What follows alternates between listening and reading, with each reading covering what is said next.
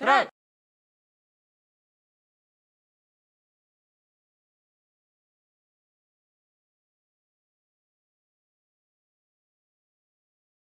はい、ブラウ長岡店の柳です。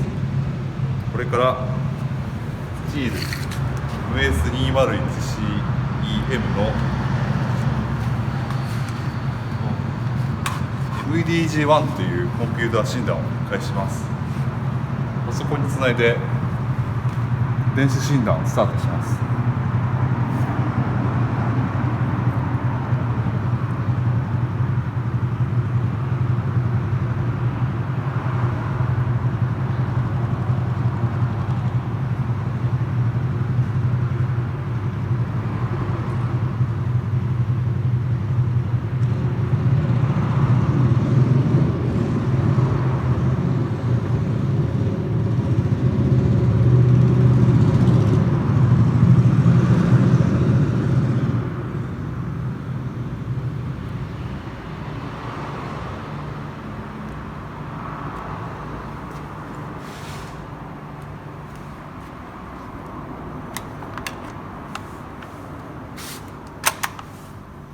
今スイッチとセンサーのテストしています。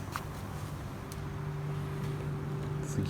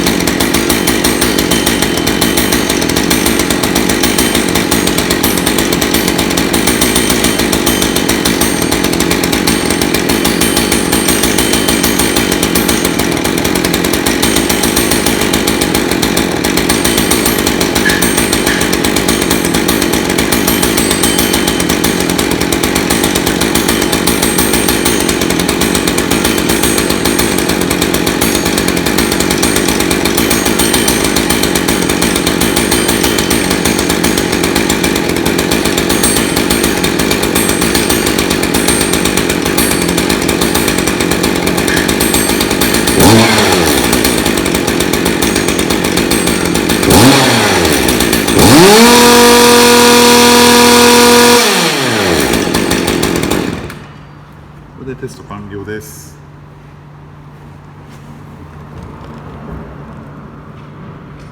すべて正常になりました。